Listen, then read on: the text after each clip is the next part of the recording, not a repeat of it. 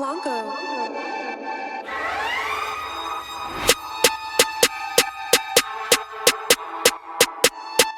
YouTube, it's your boy Nana. We back with another video, man.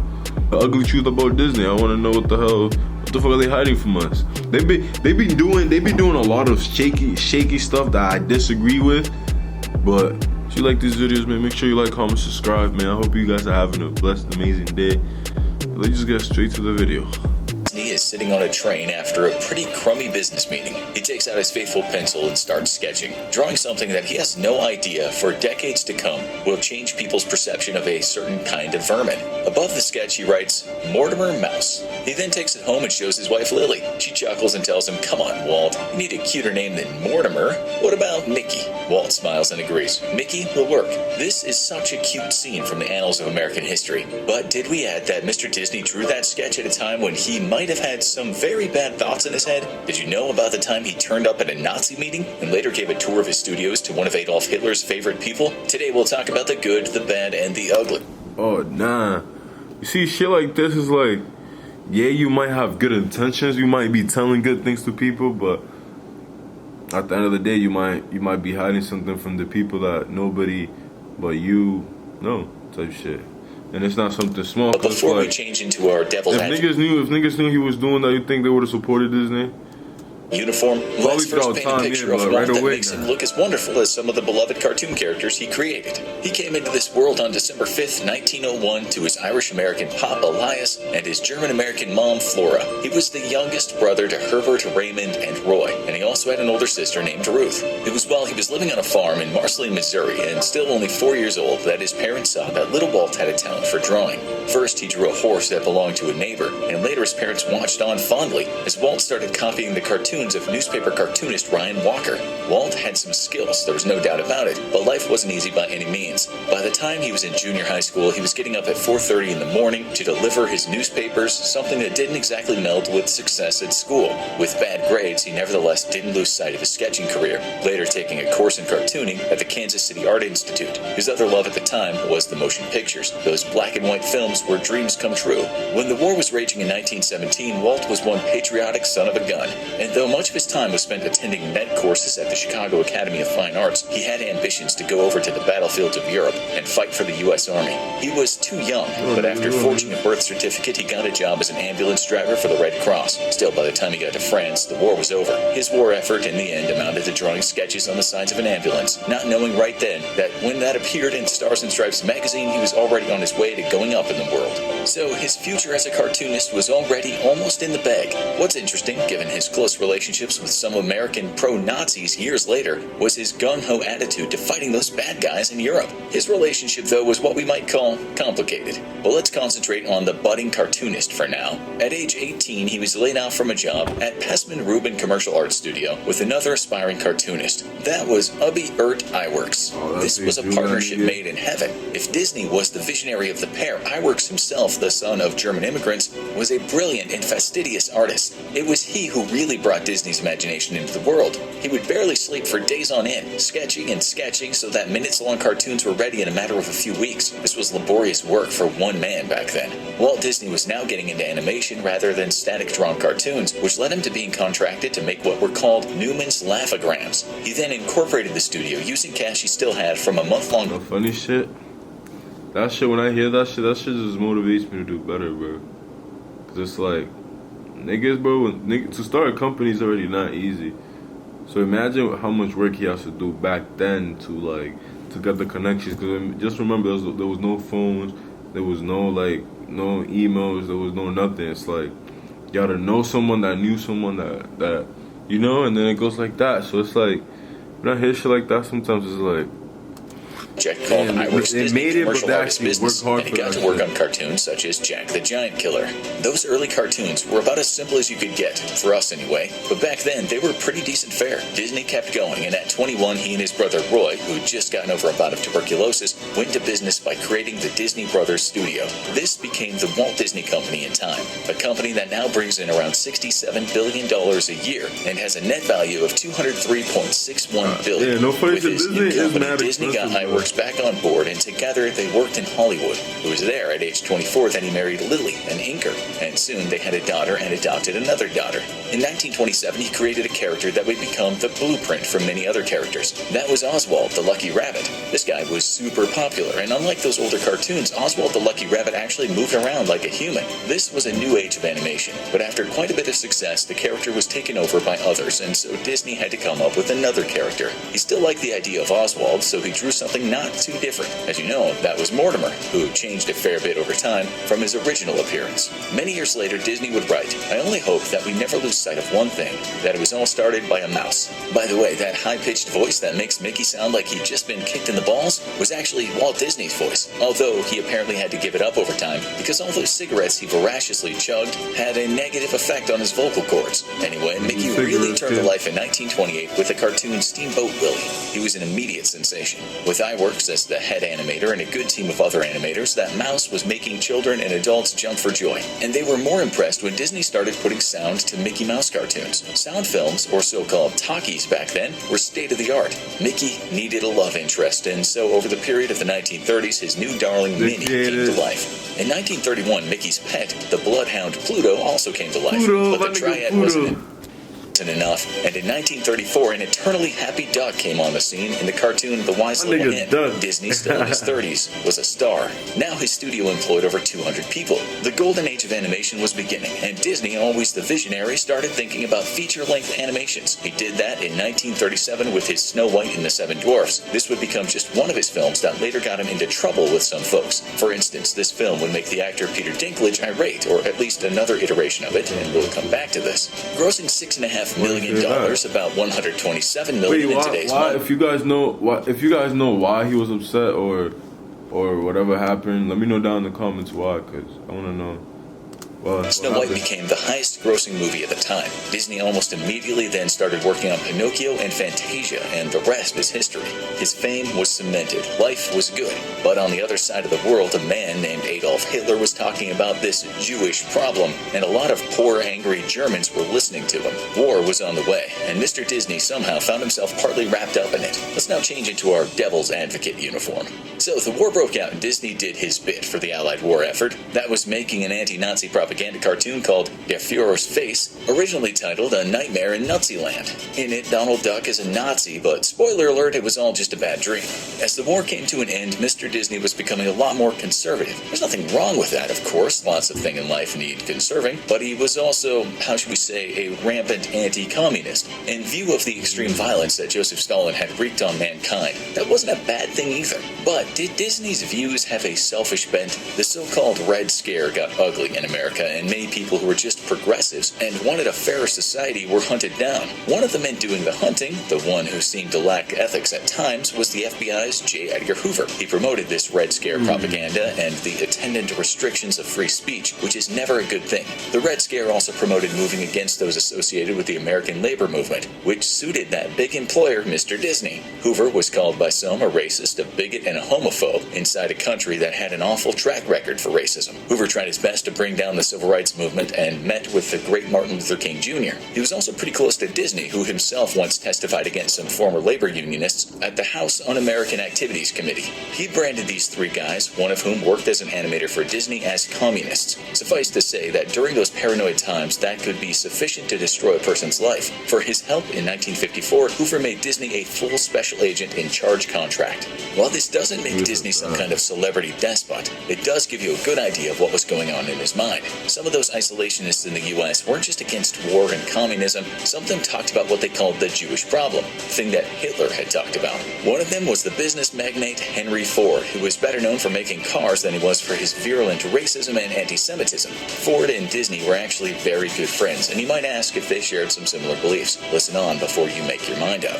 Was Disney as anti-Semitic as Ford? That's the million-dollar question. Disney actually donated money to some Jewish charities, and his friends have stated that he didn't come across as anti-Semitic. But like we just have, some people have questioned. I have a question for Jewish people. I be seeing a lot of Jewish people, especially I be seeing them mainly in the airports and stuff like that. What makes you choose that? What makes y'all choose that hairstyle? That's the only thing I want to know. Like, what makes y'all choose that hairstyle? Every hairstyle, Out of every hairstyle y'all pick that one. Cause I don't know, I be seeing kids with why, bro? Why? I'm not talking about your religion, just your haircut. Why? Why y'all pick that one for? Like, is there a reason for it? Let me know down in the comments if y'all do know the that. Folks you like to hang around with. The first person ever to get access to Disney archives concluded after lengthy research that Disney was not anti-Semitic. Okay. Nevertheless, he willingly aligned himself with people who were anti-Semites. He also said Disney willingly, even enthusiastically, embraced anti-Semites and cast his fate with them. Nonetheless, a Jewish composer who worked with Disney later said calling him anti-Semitic was absolutely preposterous. We told you, it's complicated. For instance, in the original Three Little Pigs cartoon, the big bad wolf tries to disguise himself as a Jewish character. The wolf in disguise speaks Yiddish, and his appearance by one writer was described as having a grotesquely phallic nose, long black beard, and an ankle-length kaftan. It was this kind of appalling behavior that the Nazis embraced, and Walt Disney was the one who produced the cartoon. Sure, when it was re-released in 1948, Disney had that character taken out, but some critics now say he only did that because he was told there'd be criticism from the Jewish communities, as well as shock given that 6 million Jews had just been murdered by Hitler. We can't forget, though, that the original character looked like he was straight out of Nazi propaganda. We also have to look at our other matters of perhaps greater importance, which do in fact make Disney... He was just trying to make other people happy. He was just trying to please other people. He wasn't even thinking about himself. So. Like a bit of a Nazi sympathizer, he actually attended pro-Nazi meetings at the German-American Bund, aka the American Nazi Party. Art Babbitt, who worked with Disney as an animator, said this: I observed Walt Disney and Gunter Lessing, Disney's lawyer there, along with a lot of prominent Nazi-afflicted Hollywood personalities. Disney was going to these meetings all the time. Not a one-off thing, then. He didn't just get lost and end up in a room full of guys and say, oh, the Nazi meeting. Wrong place. This was an American Nazi organization, and its racist, anti-Semitic Nazi ideology was clear to everyone. There was also a lot of this sentiment going around at these meetings, so Disney must have heard it. But did he agree with it? Then there was that time he gave a German woman named Leni Riefenstahl a tour around his studios. The year was 1938, and this woman, a film director, was already a close acquaintance of Adolf Hitler. Okay, shit. Hey, one more video and I'm out of here. Hitler adored her because she made propaganda movies for him, 3 in total. This is how she described first watching Hitler at one of his many speeches. It seemed as if the Earth's surface were spreading out in front of me, like a hemisphere that suddenly splits apart in the middle, spewing out an enormous jet of water so powerful that it touched the sky and shook the Earth. To her credit, her films didn't expressly show anti-Semitism. They just embraced what she thought was the greatness of Nazism. She was an excellent artist, but after the war she wasn't exactly popular, even though she admitted that she hadn't been aware of Hitler's genocidal intentions. She later said that... But it's like, you knew something about him. You definitely heard something about him. Like, you definitely heard something about him. You cannot even lie about that, bro. Like, what the hell? It was the biggest catastrophe of my life. But that doesn't mean she didn't agree with Nazi, racist, and anti-Semitic ideology when Disney was giving her the royal treatment at his studios. She too believed the Jews were the cause of all the world's problems, remarking that after the visit that it was gratifying to learn how thoroughly proper Americans distanced themselves from the smear campaigns of the Jews. This also doesn't mean that Disney thought the same, but again, he sure liked to flirt with Nazism. His kind of treatment of this woman might have just been in relation to the art of filmmaking, or as people have since pointed out, it might have been in some part an effort to get his films back into Germany after Hitler banned Hollywood because he said it was controlled by the Jews. Moving on from Nazism was... Okay. So was he trying to use her? Not use him, use her to help his company. I'll do the same shit. The fuck, nigga? Bum ass nigga Hitler try to ban me, now I'm trying to get back in it. Racist when it came to African Americans. Were his movies just harmless fun or inherently offensive when it came to people with darker skin colors? Back in Disney's day, many black activists said yes, his films were racist. They said he perpetrated those ugly and racist black stereotypes in his cartoons. It was the film Song of the South that got him in the most trouble and still does today. The present Disney company is a bit ashamed of this movie, and there is good reason to feel that way. Here's how one person summed up the synopsis of the film: a plantation full of happy-go-lucky slaves who are more than willing willing to do the bidding of their masters. Another critic called it one of Hollywood's most resiliently offensive racist texts, and yet another called it a dangerously glorified picture of slavery. He was definitely racist, though. Definitely racist. Back then, hell yeah, bro.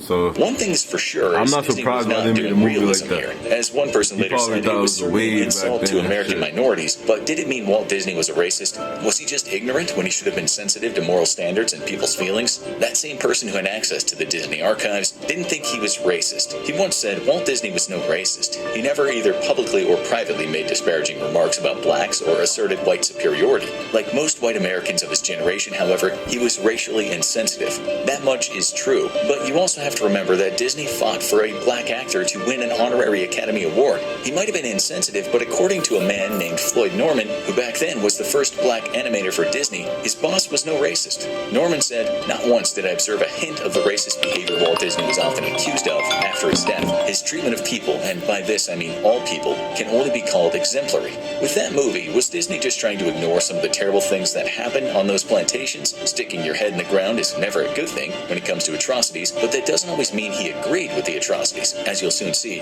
Disney was a bit of a utopian, but he still shouldn't have idealized the horrors of slavery. Disney still has a lot of detractors today. Meryl Streep, for instance, said recently that Disney had some racist proclivities and supported an anti-Semitic industry lobbying group and was a gender bigot.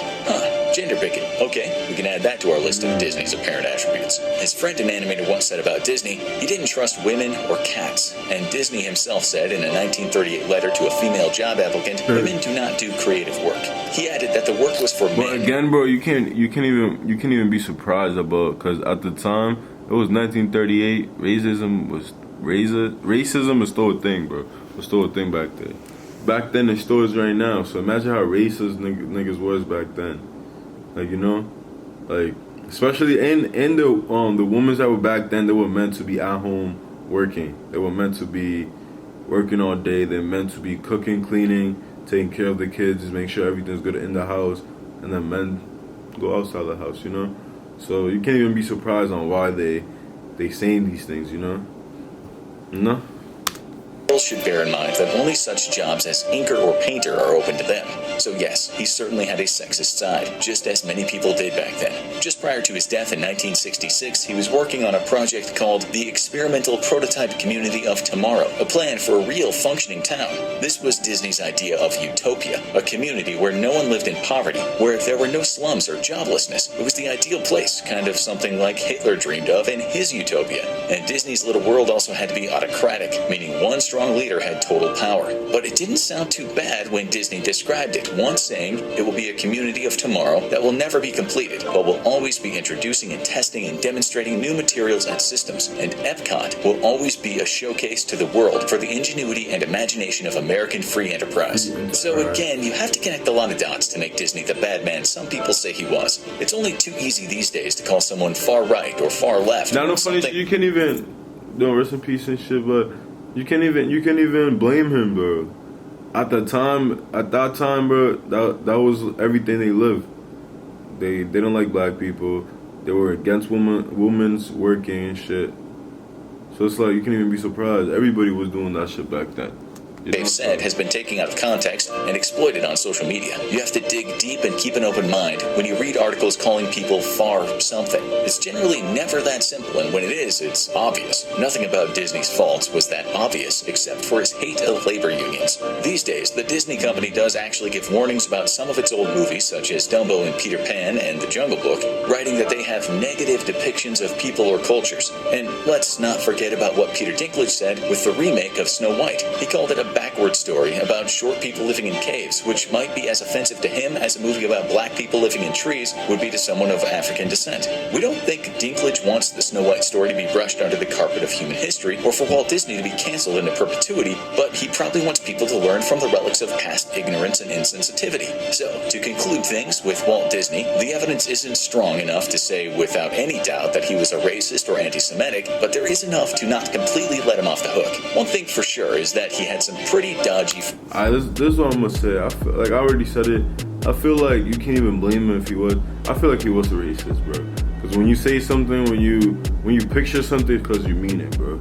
You're not gonna say something. You're not gonna draw something if you're not thinking about it like that. No funny. I feel like back then there were almost everybody. I'm gonna say at least 90% of people of whites were racist, bro. So again, you can't blame them for doing something that literally everybody in their hometown believes in. You know, they just hated us type shit. So, but yeah, I'm just gonna end this shit right here, man. Make sure if you like these longer videos, man, make sure you like, comment, subscribe. And yeah, we out. Peace, nigga.